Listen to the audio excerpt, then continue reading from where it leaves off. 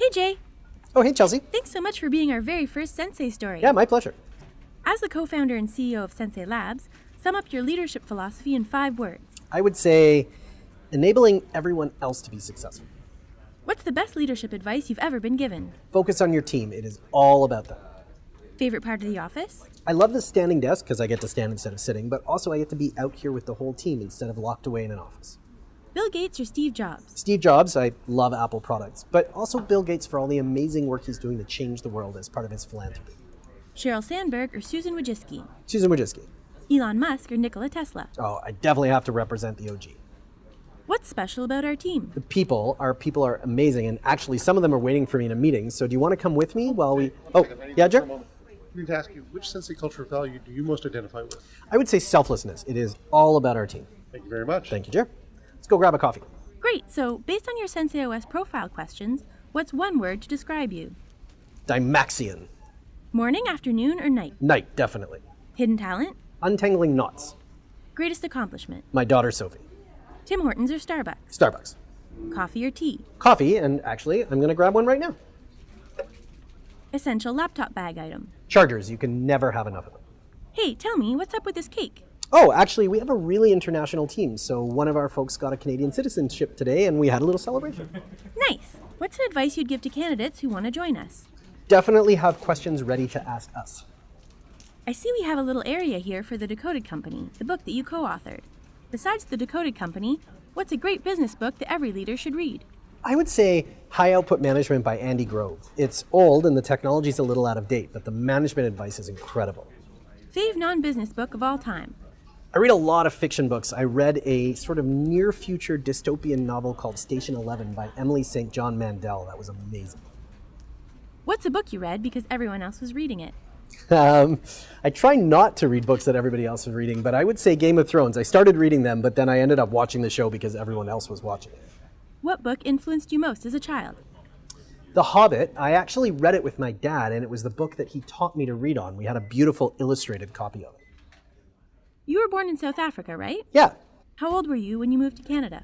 I was about 18 months old. What do you like better about Canada? My parents actually left South Africa because of apartheid, so this was an opportunity to move to a country where everybody had an equal opportunity, and I love that about our country. If I had 24 hours to spend in Cape Town, where should I go and what should I do? You should definitely climb Table Mountain. The view from the top is absolutely incredible. But I would also say there are amazing beaches and restaurants, so if you like to go and hang out on a beach, you can have all kinds of great food at the same time. Cool. What's the story with this shirt?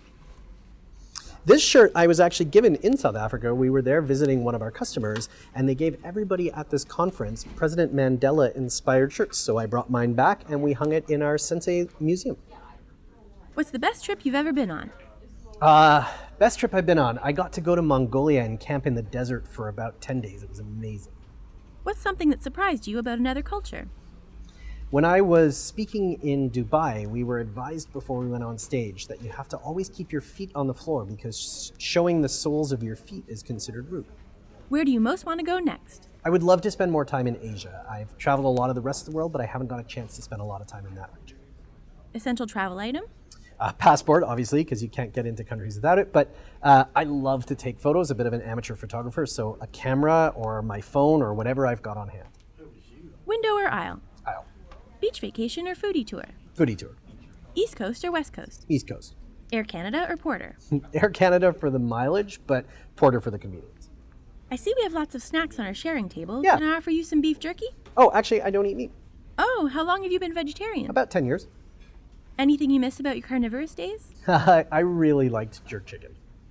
Best vegetarian-friendly restaurant? I was in Zurich and I actually had a chance to eat at the oldest vegetarian restaurant in the world, which was pretty amazing. Weirdest thing you've ever eaten? I ate yak's milk cheese once. I wouldn't recommend it.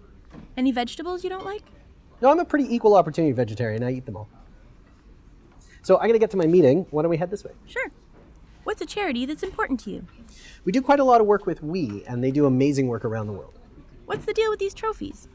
These were actually trophies we used to give out as part of celebrating our Sensei cultural values. We don't do that anymore. We've moved on to other recognition, but we keep them here in the Sensei Museum for everyone to see. What's the best compliment you've ever been given? I've been told that I'm the best manager that people have had, and that's really important to me because that means I'm helping them to grow and develop. What's the best gift you've ever received? Life from my mom. Thanks, Mom. What's one skill that you would love to master? I would love to learn how to play the trumpet. What's on top of your bucket list right now? More travel, definitely. I love to travel. Maybe that trip to Asia, even. Okay, last question. What's your biggest wish for our team in the year ahead? Tons of growth. We are going to hire lots of new senseis, and that makes lots of opportunities for our existing team to move into new roles, and everybody gets a chance to grow and develop. But I got to get into this meeting, so thanks a lot, Chelsea. Thanks, Jay.